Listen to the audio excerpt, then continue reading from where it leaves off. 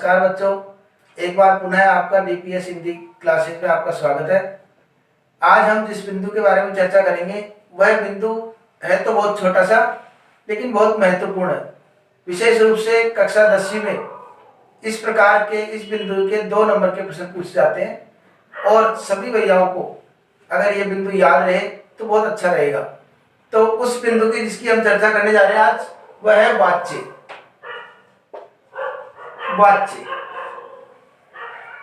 वाच्य कई बार अपन देखते हैं हिंदी अंग्रेजी में भी एक्टिव वॉइस, पैसिव वॉइस इस प्रकार के नाम सुनते हैं।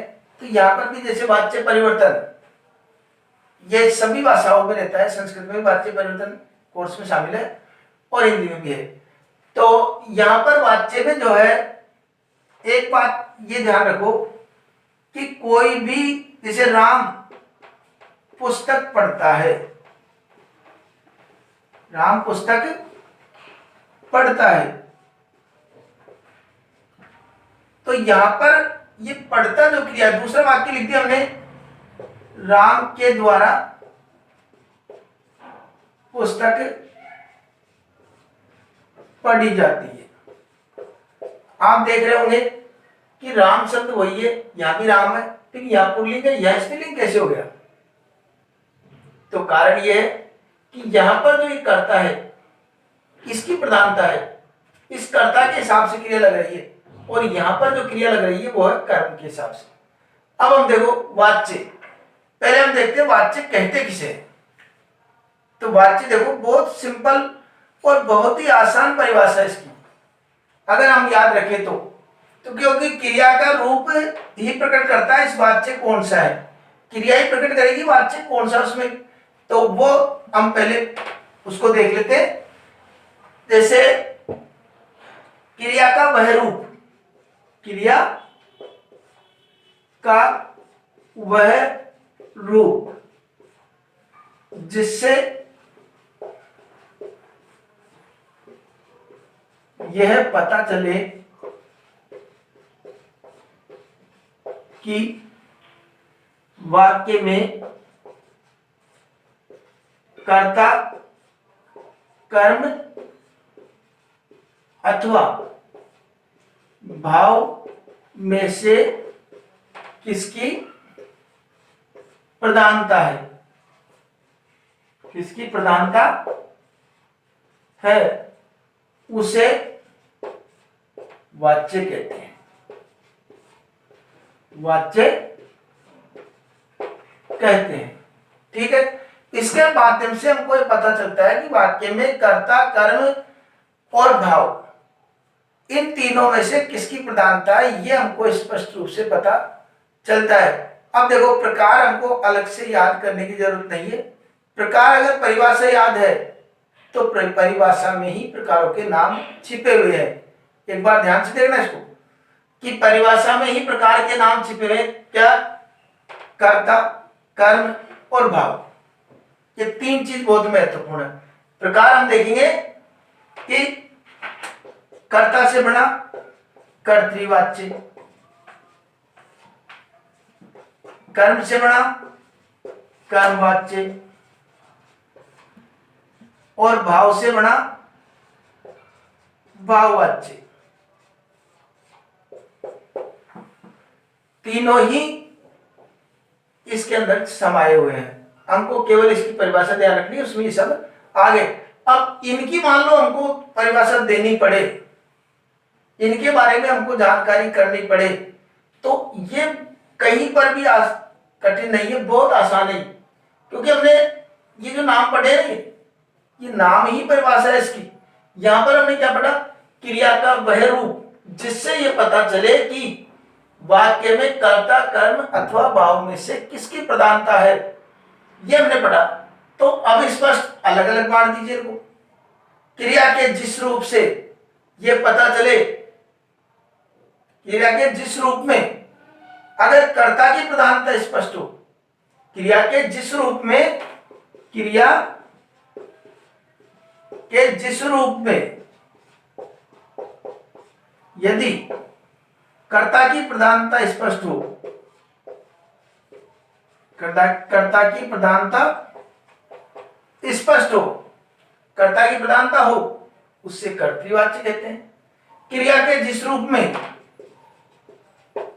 क्रिया के जिस रूप में इसकी, अब कर्म पढ़ रहे अपन, तो कर्म की प्रधानता स्पष्ट हो।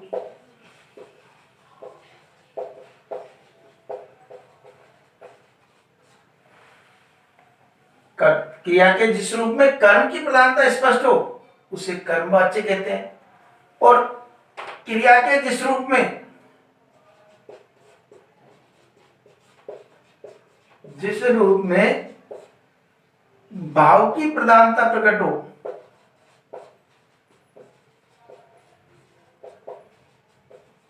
हो, उसे भाववाच्य कहते हैं। हो गए तीनों स्पष्ट है बिल्कुल। अगर कर्ता की प्रधानता स्पष्ट हो तो कर्तृवाच्य, अगर भाव की प्रधानता स्पष्ट हो तो भाववाच्य, और कर्म की प्रधानता स्पष्ट हो तो कर्मवाच्य। ये रही अपनी परिभाषा संबंधी बातें। अब इसका अपन विश्लेषण से, उदाहरण सहित और समझेंगे ढंग से, फिर हमको आराम से ये स्थिति हमारी हो जाएगी कि हम इसको आसानी से पढ़ सकते हैं और याद भी रह सकता है, और उदाहरण के माध्यम से हम पता भी लगा सकते हैं इसमें कौन सा वाच्य है। ठीक है, तो ये रही अपनी परिभाषा संबंधी बात। अब मैं इसको मिटाऊं उसके पहले आप एक बार इसका स्क्रीनशॉट ले लीजिए ताकि मैं इसको मिटा सकूं और आगे अपने इसको विश्लेषण से समझा सके। ठीक है, और यदि अब तक आपने चैनल को सब्सक्राइब नहीं किया हो तो तुरंत सब्सक्राइब कर ले, ताकि और जो आने वाले समय में जो वीडियो मैं बनाऊं उसकी जानकारी आप तक पहुंचती रहे। ठीक है, ले लिया स्क्रीनशॉट। अब मैं इसको मिटा देता हूं।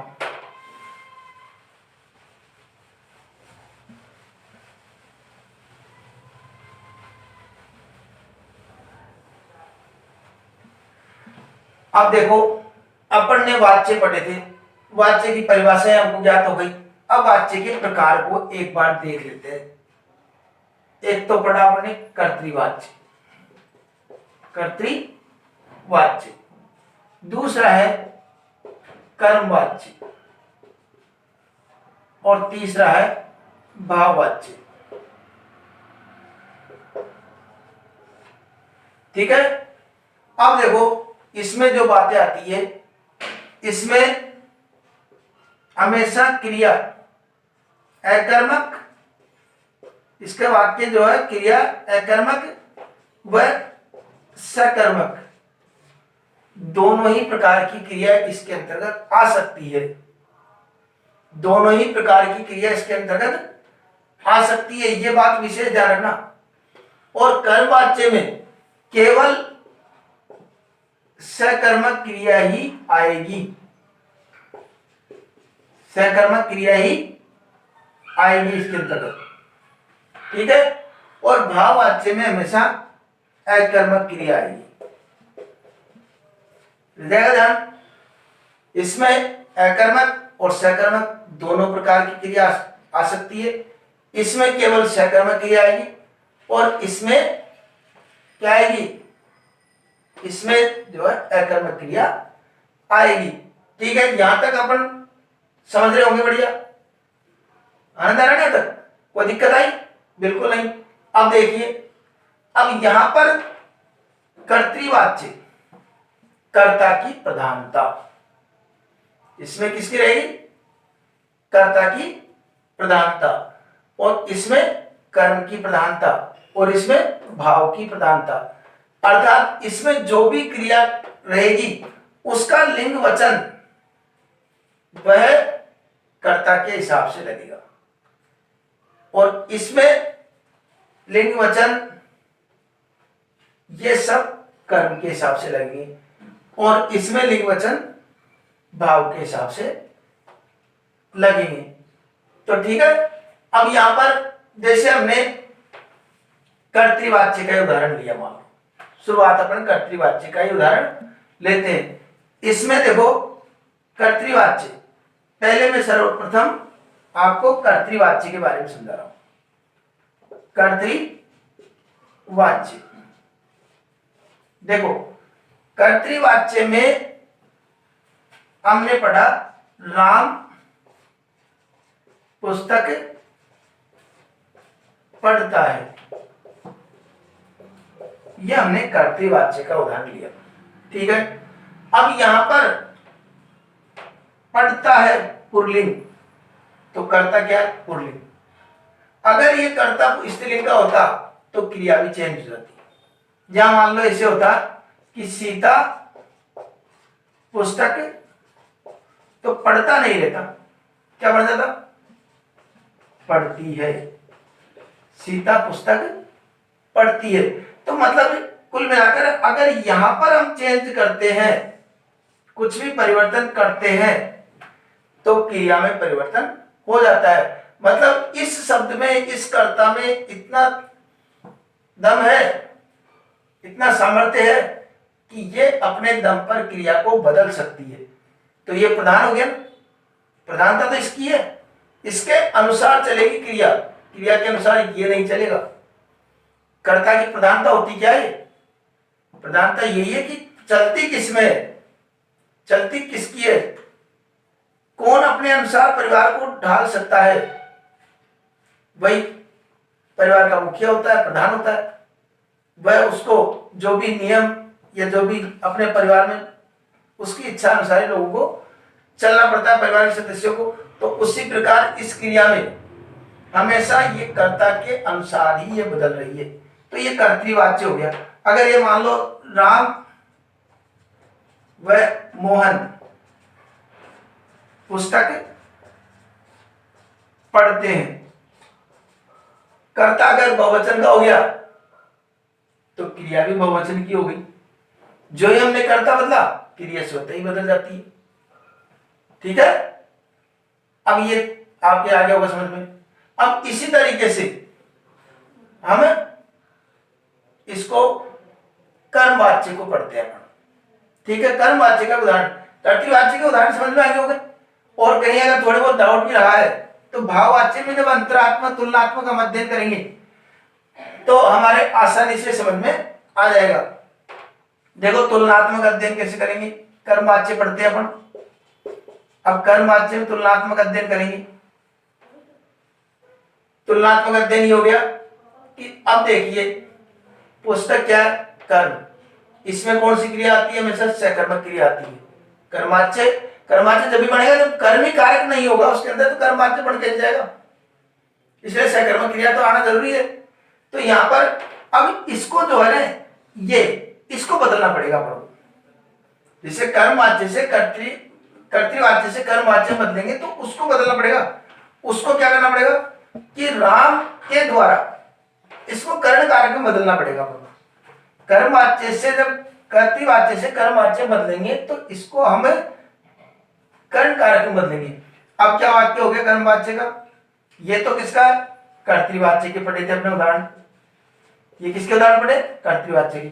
अब देखो कर्मवाच्य के कैसे होते हैं, इसी को बना देते हैं अपन, इसी को कर्मवाच्य के उदाहरण बना देते हैं। जैसे अब आ गया राम के द्वारा पुस्तक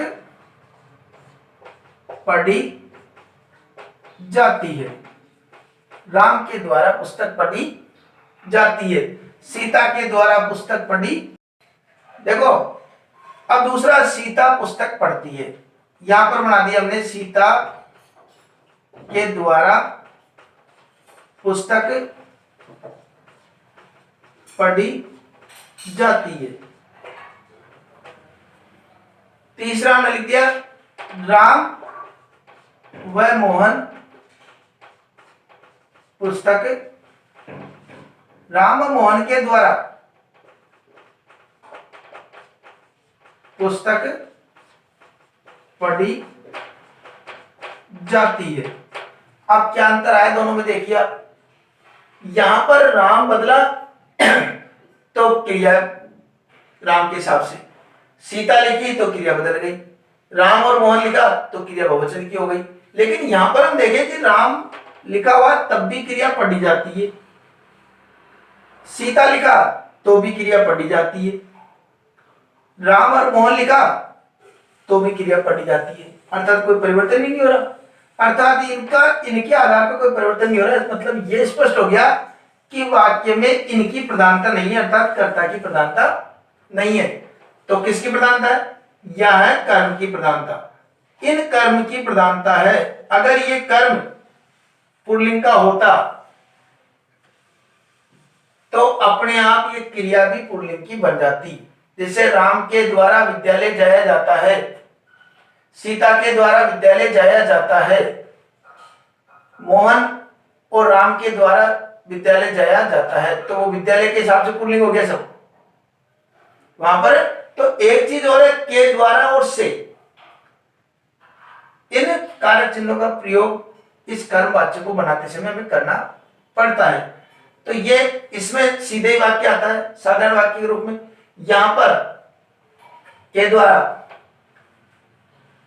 तो के द्वारा, इसमें के द्वारा इस प्रकार के शब्द आते हैं। यहां पर अगर चेंज होती है क्रिया तो परिवर्तन केवल इसको बदलने से होता है, इनके बदलने से कुछ नहीं होता, क्योंकि ये कर्ता है, कर्ता के हिसाब से कोई परिवर्तन इसमें नहीं होता। कर्ता की प्रधानता इसमें नहीं होती है, इसमें कर्म की प्रधानता होती है। अब देखिए भाववाच्य बताएंगे अपन, तब तक एक बार इसका स्क्रीनशॉट ले लीजिए आप, ताकि मैं इसको मिटाऊं और फिर तीनों का एक बार उदाहरण देकर के फिर आपको ढंग से बताया जाएगा। ठीक है, ले लिया स्क्रीनशॉट। अब इसको मिटा देते हैं अपन।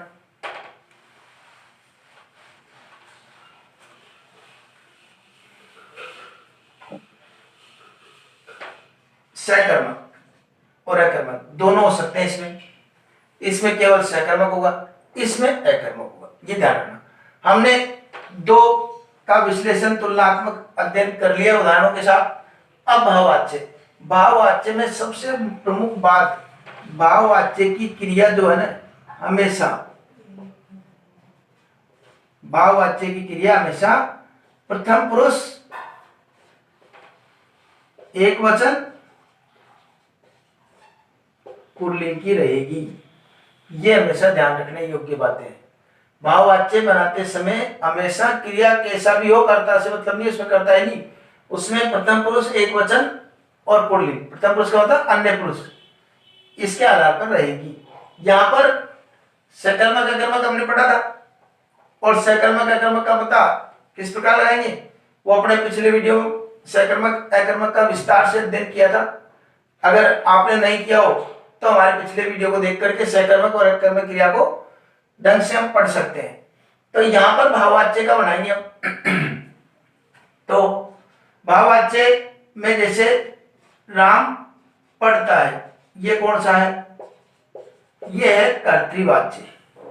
कर्म होगा तो भी कर्तृवाच्य हो सकता है, नहीं हो तो भी कर्तृवाच्य हो सकता है। तो राम पढ़ता है कर्म नहीं है, लेकिन पढ़ता क्रिया जो है राम के हिसाब से है। राम जाता है, मोहन सीता जाती है,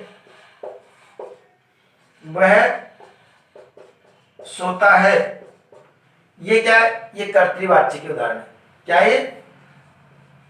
कर्तृवाच्य के उदाहरण। ठीक है, अब यहां पर ये कर्तृवाच्य के उदाहरण हो गए, क्योंकि इसमें जो क्रिया है वो कर्ता के हिसाब से लग रही है। अब इसको हम भाववाच्य में बदले मान लो, तो देखो, राम के द्वारा पढ़ा जाता है, के द्वारा इसमें भी आ रहा है, के द्वारा कर्मवाच्य में भी आता है। पढ़ा जाता है, जाया जाता है, अपने बताया था पुल्लिंग एक वचन में ही रहेगी भाग। सीता के द्वारा जाया जाता है, कर्म नहीं है इसमें। सीता के द्वारा जाया जाता है, उसके द्वारा, वह का मतलब उसके द्वारा जाया जाता है, उसके द्वारा जाया जाता है। ठीक है, तो यहां पर ये जो भाववाच्य बदला हमने, अब उसके द्वारा सोया नहीं जाता है, उसके द्वारा पढ़ा नहीं जाता है, ये सब भी भाववाच्य में होगा। हमको नजर रखनी है कि कर्म नहीं दिखना चाहिए। भाववाच्य के उदाहरण में कभी भी कर्म कारक नहीं दिखना चाहिए। अगर कर्म कारक दिख रहा है तो वह कर्मवाच्य या कर्तृवाच्य में से कुछ होगा, लेकिन भाववाच्य नहीं होगा। यह हमको ध्यान रखना है। कर्म कारक कभी भी भाववाच्य में नहीं आता है। और एक और साधारण सी बात के द्वारा,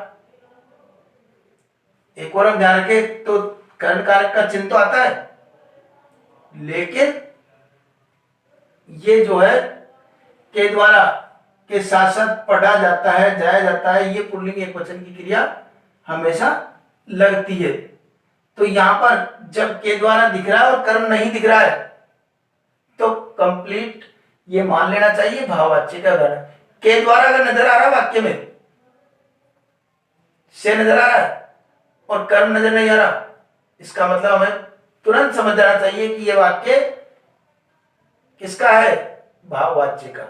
और के द्वारा आ रहा है, कर्म भी आ रहा है, तो हमें सकर्मक को मान करके कर्मवाच्य इसको लिखना है। इसमें दोनों आ सकते हैं, लेकिन के द्वारा इसमें नहीं आएगा। इसमें हमेशा कर्ता के साथ के द्वारा या से चिन्ह नहीं लगता है। ये कर्तृवाच्य की विशेषता है। तो इस प्रकार ये हम पढ़ सकते हैं। ठीक है, आशा करता हूं आपके जो है ये है तो छोटा सा बिंदु वाच्य, लेकिन बहुत उपयोगी है और आपके समझ में आ गया होगा। अब पुनः अगले वीडियो में मुलाकात होगी, तब तक के लिए धन्यवाद।